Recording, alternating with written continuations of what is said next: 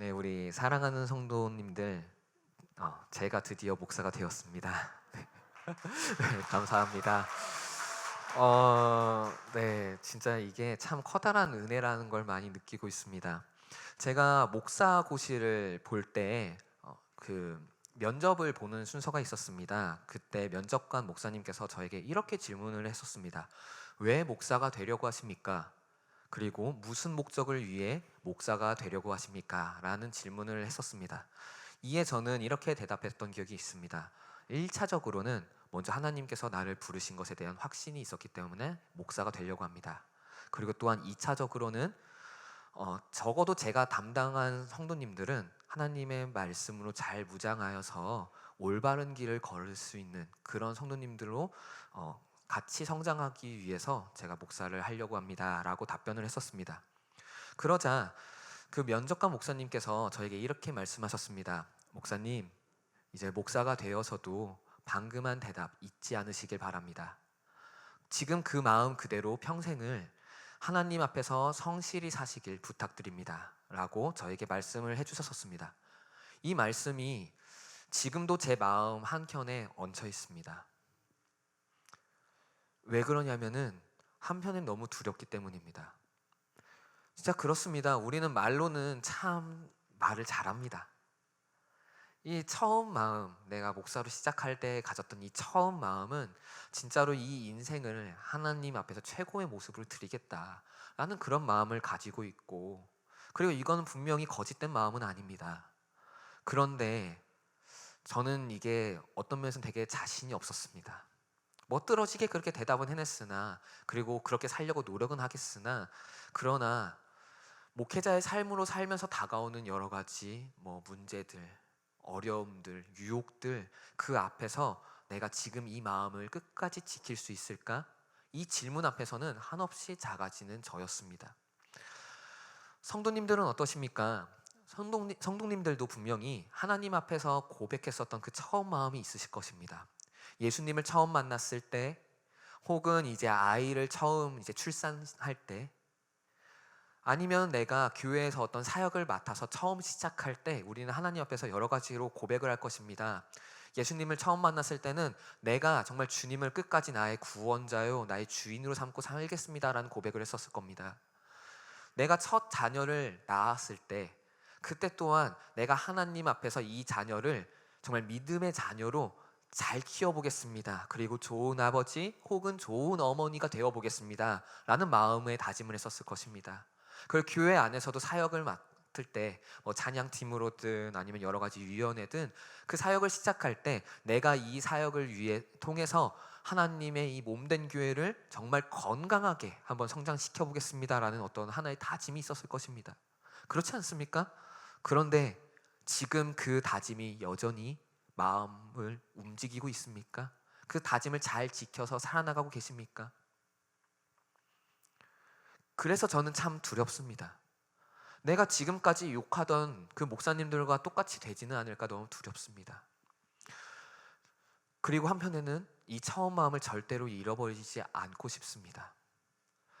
잠깐 무너질지언정 다시 반드시 일어나서 죽는 그 순간에는 하나님 앞에서 내가 목사 될 때 그 다짐했었던 그 첫 그 결단을 잘 지켰습니다라고 하나님께 대답하고 싶었습니다. 그래서 성경의 내용을 찬찬히 되짚어 보았습니다. 오늘 이 설교는 솔직히 성도님들께 하는 설교이기도 하지만 저 자신에게 하는 설교이기도 합니다. 그래서 그 처음 마음을 잘 지키기 위해서는 어떻게 해야 될 것인지 그것을 답을 찾다가 오늘 본문을 발견했고, 또한 이거구나 하면서 이제 이렇게 설교를 준비했습니다. 그래서 이 시간 우리 함께 이 본문을 살펴보면서 그 처음 마음을 잘 지키는 그 단서는 무엇인지, 그리고 우리는 어떻게 살아나가야 되는 것인지 한번 같이 그렇게 되짚어 보기로 합니다. 학계는 1차 포로기한 상황에 작성된 책입니다. 그 1차 포로기한은 수르바벨이라는 지도자에 의해서 진행되어졌는데요. 근데 약 5만 명 정도가 귀환을 했습니다. 느헤미야 7장 66절, 67절을 한번 같이 보도록 하겠습니다. 온 회중의 합계는 42,360명이요 그 외에 노비가 7,337명이요 그들에게 노래하는 남녀가 245명이었고 아멘. 이 포로 귀환한 인구수를 이제 보여주고 있는데 사람이 한 4만 2천 명 가량 그 이스라엘 백성들이지요. 그리고 그들이 거느리고 있던 노비가 대략 7천 명, 그리고 노래하는 자들이 대략 200명 좀 넘는 숫자가 되어집니다. 다 합하면 약 5만 명 정도가 됩니다. 근데 한번 생각해 보십시오. 이게 많은 숫자일까요? 그렇지 않습니다. 너무나도 적은 숫자입니다. 얼핏 생각하기에는 사실은 이스라엘 백성들에게 자 이제 이 바벨론 땅에 더 이상 안 살아도 돼. 너희들이 이 포로로 끌려온 이 땅 더 이상 살지 않고 원래 너희들의 고국인 그 이스라엘 가나안 땅으로 돌아가라라고 하면은 우리는 냉큼 갈 것 같지 않습니까? 그래서 수없이 많은 사람이 갈 것만 같았습니다. 그런데 현실은 그렇지가 않았습니다. 왜 그랬을까요? 예레미야 29장 4절에서 6절을 한번 같이 보도록 하겠습니다. 예레미야 29장 4절에서 6절입니다. 만군의 여호와 이스라엘의 하나님께서 예루살렘에서 바벨론으로 사로잡혀 가게 한 모든 포로에게 이와 같이 말씀하시니라. 너희는 집을 짓고 거기서 살며 텃밭을 만들고 그 열매를 먹으라. 아내를 맞이하여 자녀를 낳으며 너희 아들이 아내를 맞이하며 너희 딸이 남편을 맞아 그들로 자녀를 낳게 하여 너희가 거기에서 번성하고 줄어들지 아니하게 하라. 아멘. 이 본문을 보면은 하나님께서는요 이스라엘 백성들에게 너희들이 바벨론을 끌려갈 것인데 그곳에서 정착해 살아라라고 말씀하는 것을 볼 수가 있습니다. 그러니까 이스라엘 백성들은 아마 그 바벨론 땅에서 정착해 살아나갔을 겁니다. 그곳에서 이방인들과 결혼도 하고요. 거기서 취업도 하고 혹은 거기에 얻어서 밭을 가꾸기도 하고 그러면서 이 이스라엘 백성들은 포로로 끌려갔으나 그러나 거기에서 살기 위해서 또한 정착하기 위해서 아마 발버둥 쳤을 겁니다. 그리고 이런 포로기가 몇 년이 지속됩니까? 70년이라는 아주 긴 시간이 흘러나갑니다. 70년 한 세대가 바뀌는 시기 정도가 됩니다. 그러니까 포로로 끌려갈 당시, 그러니까 그 남유다 쪽에 살다가 바벨론에 의해서 강제로 압송당하던 그런 인물들은 상당수가 이미 죽어 있는 상황입니다. 그리고 지금 남아 있는 포로 귀환하는 사람들은 거의 대다수가 바벨론에서 정착해 살던 그런 인물들입니다. 그러니까 이 사람들 입장에서는요, 바벨론 땅이요. 자기의 거의 조국과 같은 그런 느낌이 올 겁니다. 이방인이나 바벨론에서 이방인이지만 그러나 거의 현지인이 되어져 있는 상황이지요. 자, 그래서 이들은 아마 예루살렘 땅으로 돌아오는 것이 어려웠을 것입니다. 지금 가지고 있는 그 모든 것들 다 정리하고 그 다음에 이제 그 가나안 땅이라는 곳으로 넘어가야 됩니다. 이거는 우리 지금 현 시대에서도 그렇지 않습니까? 광명 지방에서 토박이라서 한 50년을 그렇게 쭉 살았습니다. 그런데 이제 어떤 상황이 발생을 해서 자기의 재산을 다 정리하고 부산으로 내려가야 된다고 하는 거. 이거 아주 큰 결심 아닙니까? 제가 평생 살아왔던 그곳을 정리하고 내가 알지 못하고 내 친구들도 거의 없고 내 친인척도 거의 없는 그 또 다른 땅으로 넘어간다는 게 쉽습니까? 아닙니다. 엄청난 용기가 필요했을 것입니다. 그래서 5만 명 정도밖에 되지 않았을 것 같습니다. 근데 이 사실이요, 우리를 슬프게 하는 사실입니다. 이스라엘 백성들이요, 바벨론으로 끌려갈 때 어떤 마음을 가지고 있었을까요? 거기서 바벨론으로 끌려가는 게 기뻤을까요? 아닙니다. 이 사람들은 아마 끌려가면서 다시 한번 예루살렘으로 돌아오는 걸 꿈꿨을 것입니다. 무너진 성전을 바라보고 무너진 예루살렘 성벽을 바라보면서 안타까워했을 것이고 그것을 다시 한번 세우고 싶다는 어떤 그런 마음을 가지고 그 이스라엘 땅을 터벅터벅 떠나왔을 것입니다. 그런데요, 결론은 어떻게 됩니까? 그 마음이 사라져 있습니다. 이 사람들은 분명 다윗의 때와 같이 이스라엘이 그 평안했던 것을 다시 한번 꿈꿔왔을 그런 민족인데 70년이라는 시간, 그 안정적인 생활, 정착했다는 어떤 그런 그 주변 환경이 주는 평안함 때문에 이 사람들은 그 처음 마음을 잊어버린 겁니다. 더 안타까운 거는요, 그럼에도 돌아온 사람들마저도요, 그 처음 마음을 잊어버리게 됐다는 겁니다. 5만 명이라는 사람, 엄청난 용기를 가지고 예루살렘 성으로 다시 한번 돌아왔는데요. 그런데 이 사람들이요, 점점 성전을 짓는 것을 포기하려고 합니다. 이게요, 아주 성전 먼저 지었다는 건 커다란 사건이에요. 자, 봐보세요. 느헤미야 1장 3절입니다. 느헤미야 1장 3절 한번 같이 보도록 하겠습니다. 느헤미야 1장 3절입니다.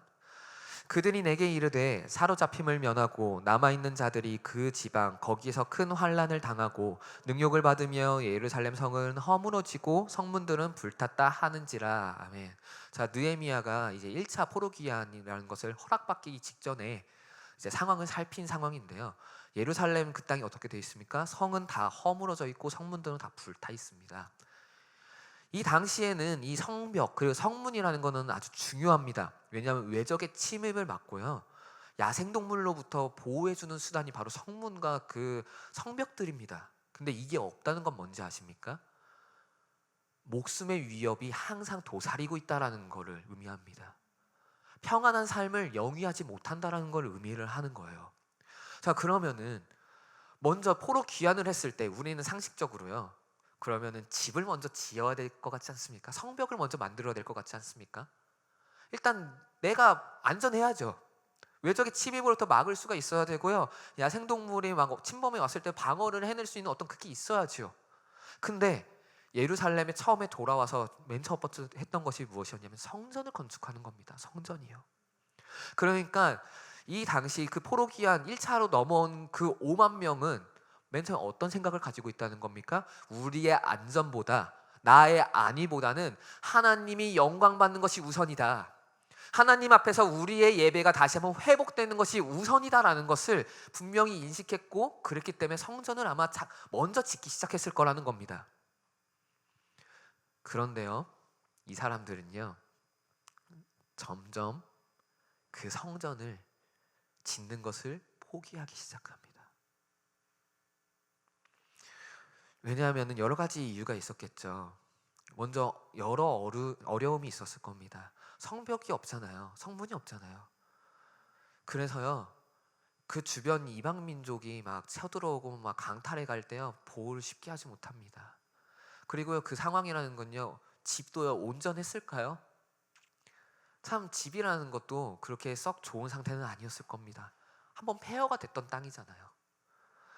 그러니까 일단은 사는 것에 많은 불편함이 있었을 것입니다. 그리고요, 또 그 자리에 정착해 있었던 이스라엘 백성들이 있습니다. 포로로 다 끌려가진 않았어요, 바벨론으로. 그래서 끌려가지 않은 이스라엘 백성들이 있는데요, 이 사람들과의 마찰 또한 있었습니다.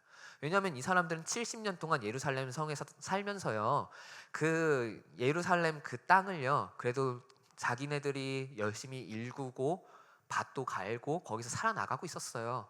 그런데 갑자기 귀한 자들이 와가지고 그 땅을 같이 쓰자라고 이야기를 하니까 마찰이 있을 수밖에 없습니다. 느헤미야 5장 8절에 그런 마찰이 등장을 하는데요, 한번 보도록 하겠습니다. 느헤미야 5장 8절입니다. 그들에게 이르기를 우리는 이방인의 손에 팔린 우리 형제 유다 사람들을 우리의 힘을 다하여 도로 찾았거늘 너희는 너희 형제를 팔고자 하느냐, 더구나 우리의 손에 팔리게 하겠느냐 하매 그들이 잠잠하여 말이 없기로. 아멘. 그래서 팔렸다는 건 뭡니까? 바벨론으로 끌려갔다는 거죠. 근데 겨우겨우 해가지고 그 사람들이 다시 한번 돌아왔는데, 팔렸던 사람들을 다시 도로 찾았는데, 근데 왜 너희들의 형제 이스라엘 백성들이, 너희가 왜 그 어렵게 돌아온 사람들을 이방 민족에게 팔고 있느냐? 왜 팔았겠습니까? 이권 다툼이죠. 이게 끝이 아닙니다. 주변 이웃 민족들, 바벨론 관리들은요, 열심히 쳐들어옵니다. 성전 건축하는 거 계속해서 회방합니다. 뭐 조서까지 막 올립니다. 바벨론 황제한테 막 올려가지고 이거 안 됩니다. 이거, 야, 너네들 이거 확실히 맞냐? 그 명령 받고 온 거 맞아? 막 이러면서 막 닥달을 합니다. 그러니까 이런 어려움들이 계속해서 있다 보니까요, 이 이스라엘 백성들이 점점 포기하기 시작합니다. 그런데요, 참 신기한 모습이 있어요. 오늘 학개서 본문을 보면요, 성전은 포기가 되어지고 있는데요, 그런데 자신의 집은 굉장히 호화찬란해지는 것이 등장합니다. 오늘 본문에 보면은 성전은 황폐하였으나 이들이 거주하는 집은 판벽한 집이라고 표현합니다. 이 판벽한 집이라는 표현은 이제 헬라어적으로 좀 직역을 하면은 지붕이 덮여 있는 집이라는 걸로 이제 묘사가 됩니다. 근데 이거는 주로 어떤 의미를 가지고 있었느냐? 지붕 그것뿐만이 아니라 여러 개의 칸막이 방을 갖추고 있고요, 넓고 화려하게 장식한 집이라는 표현을 많이 사용이 되어집니다. 그러니까 되게 고급 집, 약간 가격이 많이 나가는 그런 집, 이런 것들 주로 표현할 때 사용하는 그런 용어가 판벽한 집이라는 이 용어입니다. 그러니까 성전은요, 방치되어져 있었어요. 공사하다가 멈춰가지고 방치되고 있었는데요, 이 이스라엘 백성들, 귀한 자들이 사는 집은요, 너무나도 호화찬란했고요, 너무 넓고요, 너무나도 좋은 거예요. 자, 이게 얼마나 슬픈 사건입니까? 처음 마음을 완전히 잊어버렸어요. 처음에 와서 성벽 짓기보다는 우린 먼저 성전부터 건축해야지, 하나님의 영광이 먼저 회복되는 게 먼저 아니야? 우리가 하나님 앞에 예배 드리는 게 먼저 회복되는 게 당연한 거 아니야? 라고 했었던 인물들이 그런 여러 어려움을 겪다 보니까 어떻게 되어지냐면, 그 처음 마음은 온두간대에 없어져 버리고 자기의 안위만, 자기의 안전만 챙기고 자기가 잘 살아나가는 것만 챙기는 그런 백성들의 모습이 등장을 하는 것입니다. 그래서요, 이 성전 건축이 몇 년이 중단되지 않았습니까? 14년 정도가 중단됩니다. 14년이요, 무려. 아주 긴 시간이죠. 그래서 이에 참지 못한 하나님이 학개서 그리고 오늘 본문을 주신 거예요. 너희들의 행위를 되돌아봐라. 성전이 황폐했는데 너희들이 그런 집에 사는 너희들의 그 모습을 한번 되돌아봐라. 내가 너희들을 이뻐할 수 있겠느냐? 라고 하면서 여러 가지로 심판의 이야기를 이야기합니다. 너희들이 열심히 일을 할 것인데, 그러나 너희들이 수확할 거는 얼마 없을 것이다. 한재를 맞을 것이다. 라고 하면서 계속해서 하나님은 이 이스라엘 백성들에게 너희들의 모습이 잘못되어졌다라고 이야기를 합니다. 그래서 오늘 본문 이후에는 그것에 대해서 사람들이 감동을 받고요, 이 감동을 받았다는 건 마음의 찔림을 받았다는 표현입니다. 마음의 찔림을 받고요, 그제서야 다시 한번 성전이 다시 건축되기 시작합니다. 그래서 이 성전이요, 20년이 걸립니다. 처음 시작하고요, 완공되기까지 20년이라는 긴 시간이 걸려버립니다. 이를 보면은 하나님 앞에서 다짐했던 그 처음 마음이 흔들릴 때는요, 우선순위가 흔들릴 때라는 것을 알 수가 있습니다.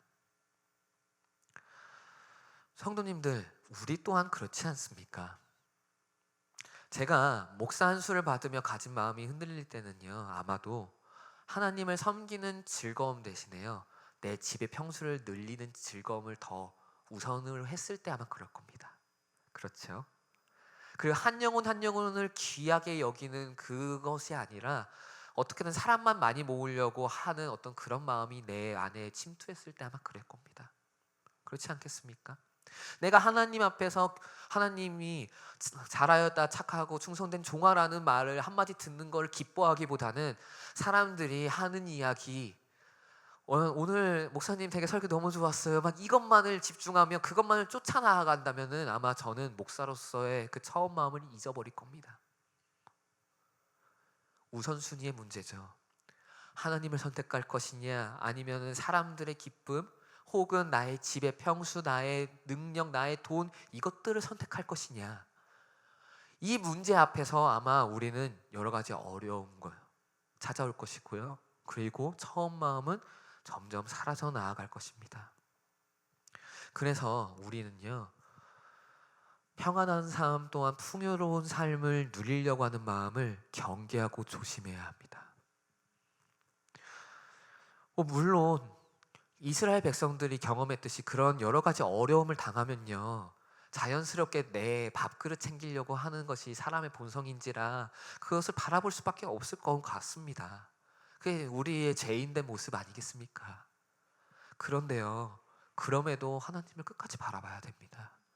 여기에 처음 마음을 지킬 수 있느냐 없느냐의 차이가 있어요. 그래서 우리들의 신앙은요, 진짜 어려운 상황 가운데서 빛을 발합니다.